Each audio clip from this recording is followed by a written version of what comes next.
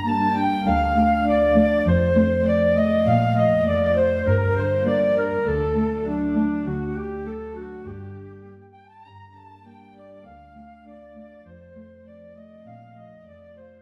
history buffs and welcome back to the channel. On this day in history, the 20th of September, although some may argue it was the 19th, we don't really know, in 1486, Arthur Tudor, Prince of Wales, the king who never was born at St Swithin's Priory in Winchester. Arthur's parents were King Henry VII from the House of Lancaster and Queen Elizabeth of York from the House of York. Arthur's birth came just 8 months after his parents wed on the 18th of January that year. His parents would go on to have 7 children, and Arthur was the eldest. He was also one of only 4 of their children who would survive to adulthood. Ish, if we can call 15 adulthood. Prior to giving birth, Arthur's mother Elizabeth had travelled to Winchester, as it was believed that Winchester used to be the city of Camelot and where King Arthur's castle used to be. The legend of King Arthur and the propaganda the legend created was incredibly important to King Henry VII, hence why he named his son Arthur after the mythical king, as he believed by giving his heir this namesake that his reign would bring about stability and a golden age to England, something that the country desperately needed, especially after the Wars of the Roses, something that the country was still feeling the aftermath from, and Henry would see constant challenges to his throne throughout his reign, something that he hoped he could put a stop to by time his son came to rule, which he pretty much did, just to a different son. Also, side note, if you go to Winchester Cathedral, where Arthur was baptised 4 days later, there is so much Arthurian imagery. So please keep an eye out next time you go. It's really beautiful.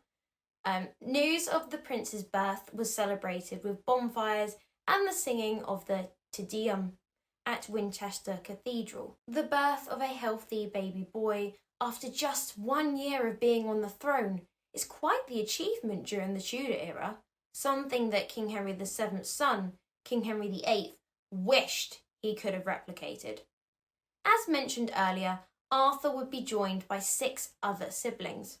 Only 3, Margaret, Henry and Mary, would survive to adulthood.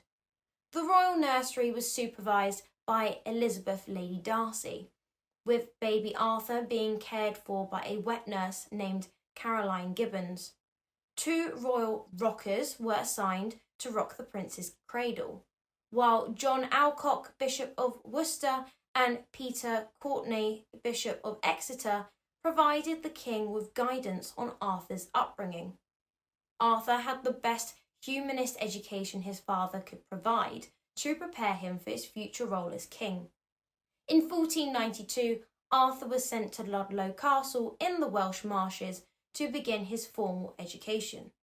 David Starkey writes of Arthur's driven solitary childhood, which made him essentially the perfect heir. He continues saying that Arthur displayed the exaggerated sense of responsibility of the eldest child. We can infer that Arthur took his role as heir to the throne quite seriously, as he seemed to really embody this responsibility and precociousness, to quote Starkey again, that was expected of him. Something that his father, Henry VII, tried to replicate with Arthur's younger brother, Henry, when he was heir to the throne, which ultimately didn't work quite as well. Marriage negotiations for young Arthur began when he was just 2 years old. He was betrothed to Catherine of Aragon, the daughter of Ferdinand II of Aragon and Isabella of Castile, as part of the 1489 Treaty of Medina del Campo. 12 years later, in the autumn of 1501, Catherine arrived in England, and on Sunday the 14th of November, 1501, the couple were married at St Paul's Cathedral. Shortly before Christmas in 1501, Arthur and Catherine left the royal court at Richmond and travelled to Ludlow, with a stop to celebrate Christmas at Woodstock in Oxfordshire. The plan was for the young couple to gain experience in governance by overseeing the Welsh marshes. However, fate had other plans. On April 2nd, 1502, Arthur died unexpectedly. The exact cause of his death remains unknown, with theories ranging from sweating sickness to consumption. Catherine also fell ill, but managed to recover. Arthur's final resting place, along with his memorial, known as Prince Arthur's Chantry, can still be visited today at Worcester Cathedral. Arthur's mother, Queen Elizabeth of York, would die a year later from childbirth complications, trying to produce another heir to the throne. His father, King Henry VII, would die 6 years later in 1509. Arthur's widow, Catherine, would go on to remarry his younger brother, Prince Henry, in 1509 upon their father's death. It would go on to be Henry's longest marriage, but Catherine would ultimately die in 1536. So despite all of the symbolism and links to King Arthur and this great legacy that King Henry VII had hoped to create for his heirs or heir, it all rather fell short, as the Tudors aren't really remembered for ushering in a golden age in England.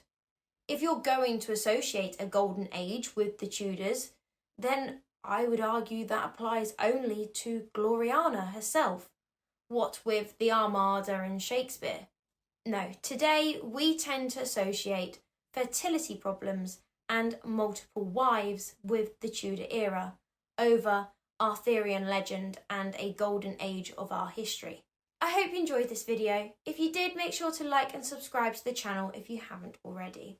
Make sure that notification bell is on so you never miss a video. And as always, have a wonderful day. Bye.